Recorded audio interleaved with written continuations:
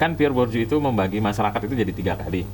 Masyarakat paling bawah, itu kelas dominan namanya, atau kalau bahasa Karl Marx itu adalah proletar, kelas buruh.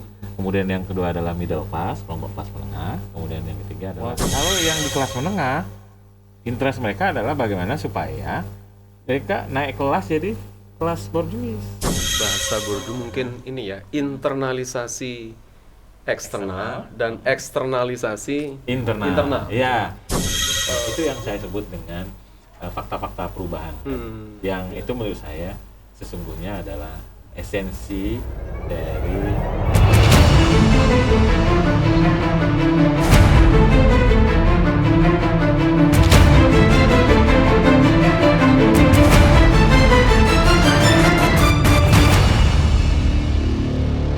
jadi ada hal-hal lain yang di luar dari yang nampak, yang itu sebenarnya esensi dari sebuah praktek atau perilaku yang muncul ke permukaan. Misalkan tadi praktek menyekolahkan anak, itu kan praktek baik sesungguhnya Kak Dia. Dari memilih sekolah. Memilih sekolah, memberikan anak pendidikan, kemudian memakaikan anak dengan pakaian tertentu, kan baik ya. Kemudian membelikan mainan, kemudian mengajak anak untuk melakukan hobi tertentu. Itu kan secara kasat mata atau permukaan itu baik, semua ya praktek positif, praktek baik untuk mensupport perkembangan dan pertumbuhan anak kan. Tapi dalam kajian teori sosial ternyata di balik praktek baik itu ada praktek lain yang disebut dengan interest. Upaya menaikkan standar martabat diri dan keluarga. Kira-kira gitu kan. Karena memang kecenderungan manusia itu adalah, kan Pierre Bourdieu itu membagi masyarakat itu jadi 3 kali. Masyarakat paling bawah, itu kelas dominan namanya, atau kalau bahasa Karl Marx itu adalah proletar, kelas buruh. Kemudian yang kedua adalah middle class, kelompok kelas menengah. Kemudian yang ketiga adalah kelas borjuis. Nah, masing-masing punya karakteristik dan tipologi. Nah, orang kelas atas, kelas borjuis, mereka ingin status keborjuisannya ini dipertahankan tetap, dan kalau bisa orang lain tidak ikut jadi borjuis juga. Pierre Bourdieu itu seorang Marxis, jadi dia pengikut, kemudian pembaca yang baik, penerap teori yang baik dari seorang Karl Marx. Nah, tetapi bedanya kalau Karl Marx semua praktek perilaku itu motifnya ekonomi Kak Adi. Jadi apapun yang dilakukan oleh orang, baik itu kelas proletar maupun kelas borjuis, itu semuanya motifnya, interestnya adalah ekonomi, mempertahankan status ekonomi. Kalau mau naik kelas, itu naik kelas ekonomi. Nah, kalau Bourdieu tidak semata-mata ekonomi. Nah, satu lagi adalah faktor kapital budaya dia istilahkan. Jadi orang melakukan sesuatu, bertindak itu bukan karena hanya faktor ekonomi, tetapi karena faktor kapital budaya. Jadi saya sebagai seorang Melayu, ya, karena kemelayuan saya melakukan tindakan pengasuhan, misalkan cara memandikan anak seperti ini, karena saya diajari oleh orang tua seperti itu.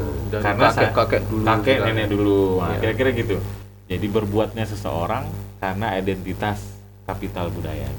Nah, bukan semata-mata karena ekonomi. Nah, gitu Kak Adi. Nah, kemudian saya lanjut Kak Adi. Kalau yang di kelas menengah, interest mereka adalah bagaimana supaya mereka naik kelas jadi kelas borjuis. Nah, misalkan kayak pengasuhan tadi, saya juga mendapati. Mulai nyambung nih. Nah, saya juga mendapat itu ternyata melalui kegiatan pengasuhan, menyekolahkan anak, gitu ya Kak ya. Kemudian memilihkan pakaian, kemudian memilihkan habit-habit tertentu, itu adalah dalam rangka supaya anaknya nanti naik kelas jadi anak kelas dominan. Nah, supaya pinter, kemudian dapat pekerjaan yang bagus, kemudian status kesejahteraan atau ekonominya naik dan masuklah dia jadi kelas. Oke, barusan nyambung tentang habit-habit tadi. Ini saya balik lagi ke judul tadi, kan habitus ya. Tadi belum dijawab secara apa sebenarnya makna habitus itu ya. Habitus itu memang genuine istilah yang dipunya oleh Pierre Bourdieu tadi. Jadi habitus dan habit tidak sama. Untuk mendapatkan habitus, satu di antara caranya adalah habituasi atau pembiasaan. Nah, Teman-teman sering mengenal dengan habit. Nah, misalkan kayak pesantren, supaya punya habitus sebagai santri yang soleh, santri yang punya akhlakul karimah yang baik dan macam-macam, maka di pesantren dibiasakan. Nah, dihabitkan, bangun habituasi, bangun tengah malam, kemudian sholat di masjid jamaah, kemudian hormat kiai, hormat guru, habituasi. Jadi dengan habituasi yang ada di pesantren ini, supaya harapannya tercipta habitus seorang muslim dengan akhlakul karimah yang itu tadi, ibadahnya bagus. Nah, jadi habitus itu kira-kira tadi adalah perilaku seseorang yang sudah melekat di dirinya, gitu ya. Hasil dia melihat, mencerap, memahami sekelilingnya, gitu ya. Kemudian dia buat skema di dalamnya. Kemudian pada saat tertentu dia keluarkan menjadi perilaku.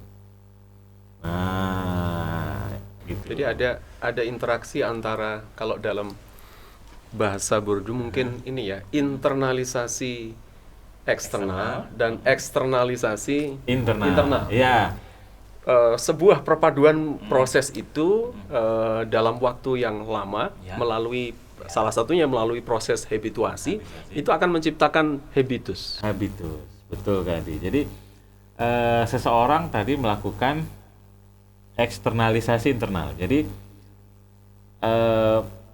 hal-hal yang di eksternalnya, horizon luar, dia melihat, dia mencerap, dia mendengar sekelilingnya, diinternalisasinya ke dalam skema kognitifnya. Setelah itu dia punya skema sendiri, kemudian dia keluarkan menjadi perilaku tertentu. Itu yang namanya internal yang dibawa keluar, internalisasi eksternal. Nah, Dan eksternalisasi internal.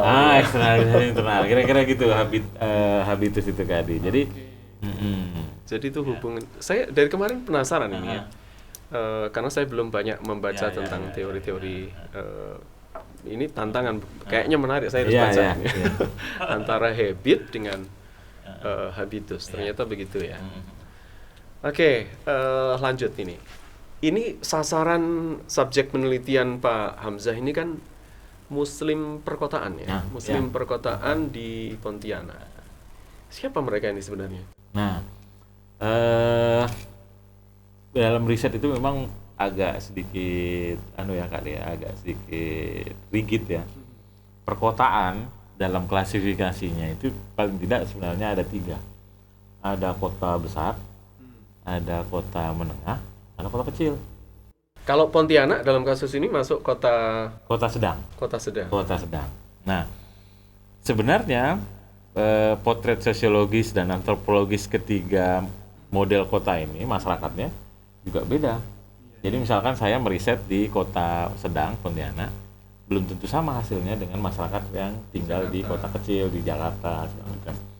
Nah, saya pilih di situ. Jadi informan riset saya adalah masyarakat kota yang tinggal di kota sedang atau middle town kalau istilahnya beberapa teman-teman itu. Nah, jadi kemudian yang kedua, mereka adalah di level stratifikasi kelas. Karena saya kayak Bourdieu tadi, jadi saya juga harus ikut konsisten bahwa Bourdieu menstratifikasi masyarakat itu menjadi tiga tadi. Jadi saya ambil salah satu, dalam hal ini adalah kelas menengah. Nah, kelas menengah sendiri tadi itu juga ada 3 tingkatan. ada kelas menengah tinggi, upper middle class, ada kelas menengah middle class, ada kelas menengah rendah, lower middle class. Nah kayak saya barangkali yang lower middle class. Saya. Nah, Iya. nah jadi beda lagi tuh memang. Jadi kalau yang upper middle class ini adalah kelompok kelas menengah yang secara ekonomi sudah sangat mapan, tetapi belum sampai kepada kelas berjuis. Kemudian pendidikan mereka juga bagus, S1 ke atas. Kemudian tinggalnya juga di daerah medium, di daerah kompleks segala macam. Kemudian yang middle class ini adalah berpendidikan S1 tapi secara penghasilan cukup, gitu Kak Dia. Nah yang ketiga, saya senang istilah cukup itu. kan kita itu Kak Dia. Iya. Nah, lalu yang ketiga ini adalah lower middle class. Lower middle class itu secara penghasilan sebenarnya sudah meninggalkan kelas dominan paling bawah, tetapi mereka sangat ketergantungan dengan kelas borjuis dari sisi ekonomi Kak Dia. Nah itu kira-kira tipologi responden saya. Oke, kalau di Pontianak sendiri ya, culture budaya masyarakat Melayu di sana antara yang karena saya tertarik juga istilahnya perkotaan ya. Perkotaan dengan menyebut Pontianak kan menunjukkan bahwa ini kota menengah tadi. Ada perbedaan yang cukup jelas menurut Pak Hamzah antara culture budaya masyarakat Melayu perkotaan dan yang lower tadi di Pontianak gitu ya. Apa kira-kira yang tampak? Kelihatan memang Kak Adi. Kelihatan dari beberapa kali saya ketemu informan gitu. Saya kemudian memetakan Kak Adi. Kan saya juga memunculkan istilah etnik Melayu Kak Adi ya. Jadi ada kelas menengah Melayu yang memang dia masih kuat dan kental dalam praktek-praktek sebagai etnik Melayu. Jadi dia masih melakukan beberapa tradisi. Itu kan kalau dalam dan Melayu identik Islam ya? Ya, Melayu sangat identik Islam. Kan di dalam kajian antropologi itu ada istilah namanya daur hidup. Jadi daur hidup itu mulai dari kehamilan terus sampai ke kematian. Nah, orang Melayu yang karakteristik yang tradisionalis ini yang masih kuat akan kemelayuannya, mulai dia mengawinkan anaknya masih menggunakan adat istiadat Melayu yang itu juga kental keislamannya yang nggak dibilang. Kemudian nanti saat kehamilan ada tradisi-tradisi dan adat-adat yang juga dilaksanakan.